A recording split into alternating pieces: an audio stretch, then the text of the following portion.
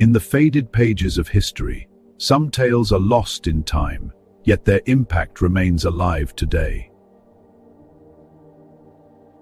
This is the story of Sultan Saladin, who changed the course of history not with force, but with secret strategy.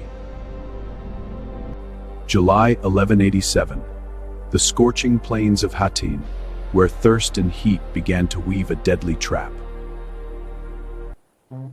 The Crusaders' heavy iron armor had become ovens.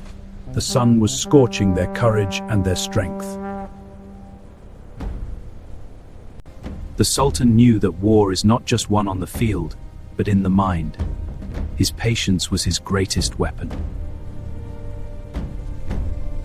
The Sultan ordered the dry brushwood to be set ablaze. Smoke and heat began to suffocate the enemy. Psychological warfare, water was poured onto the sand before the enemy's eyes to break their spiritual back. Then came the moment when the Sultan's swift light cavalry launched the final strike against the exhausted foe. The gates of Jerusalem opened, not for revenge, but for justice. A conqueror who chose peace over bloodshed. This was the Sultan's secret strategy, proving that true victory is achieved through faith and vision. To understand Saladin's mastery, we must look at the geography of the Levant. Water was the ultimate king. He didn't just fight an army, he fought their access to life. Every well, every spring was under his shadow.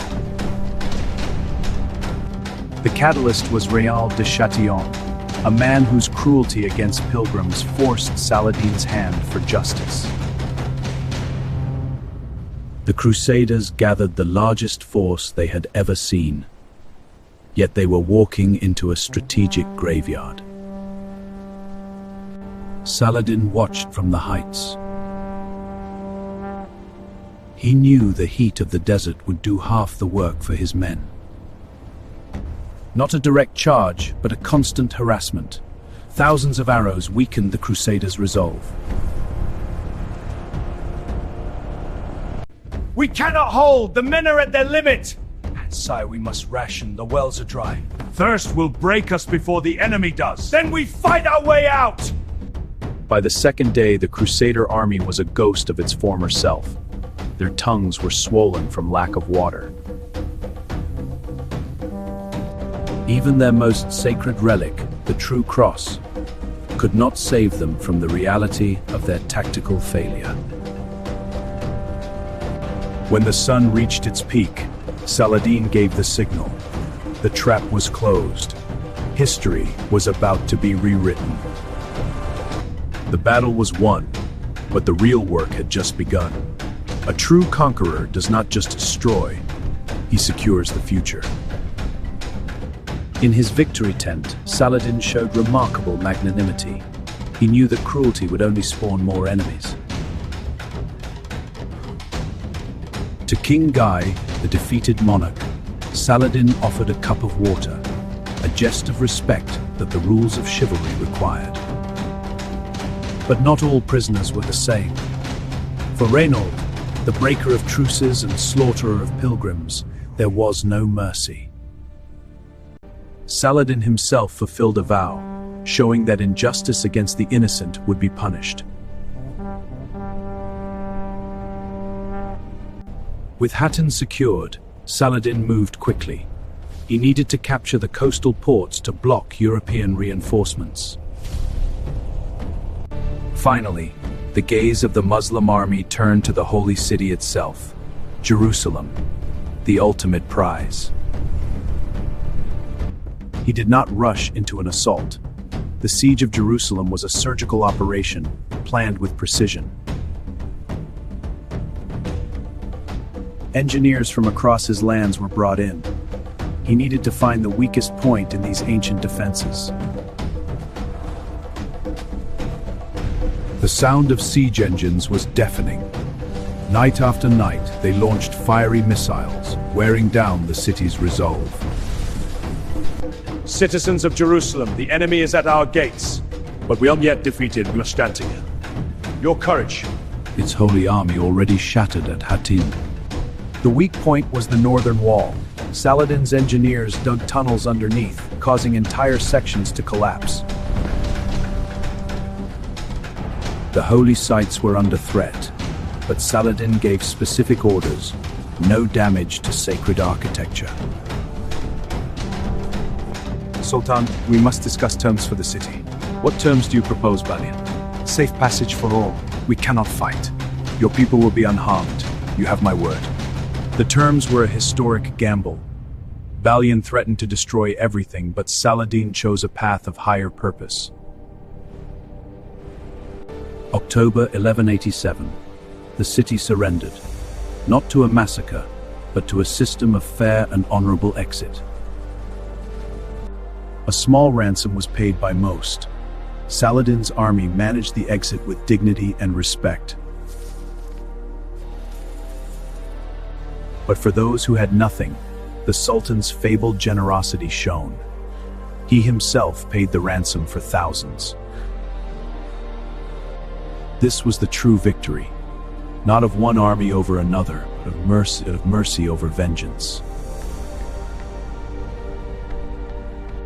The first act within the city was to reclaim its sacred spaces. The great chain that blocked access was removed. Saladin ordered the Al-Aqsa to be purified. The Crusader elements were removed with care. And on the dome of the rock, the cross that had stood for 88 years was replaced by the crescent moon of Islam. The dawn brought a new sound to the city, the first adhan in nearly a century, a sound of unity. For those who had waited a lifetime, this was a moment beyond words, a prayer fulfilled. Hattin was just the military victory. The political unity that Saladin created was the foundation of this success. Jerusalem would be open to all faiths. He decreed that safe passage for Christian pilgrims would be guaranteed. He protected the diverse Christian communities, showing the world a new standard of coexistence. But Europe would not accept this defeat. The fall of Jerusalem would soon ignite the flames of the Third Crusade. A new chapter was beginning, a war of titans, the Lionheart versus the Kurdish Sultan. But the legacy of 1187 would endure. It was the moment the world saw the limits of force and the power of vision. Today, Jerusalem stands as a testament to that legacy, a city that belongs not to one, but to the soul of humanity. We tell this story not for the past, but for the future, for the secret strategy of peace. Selahaddin Eyyubi was not just a warrior.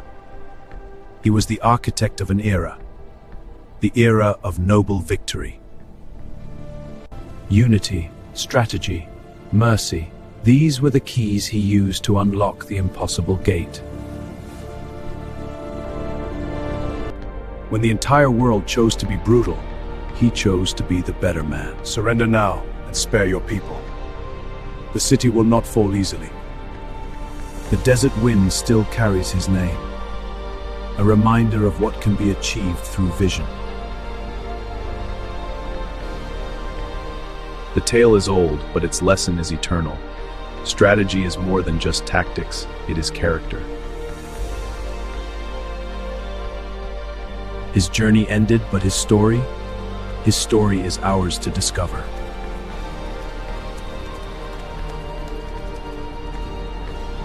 Thank you for joining us on this journey through hidden history. This has been Posh Tariq. Subscribe for more tales of the noble past.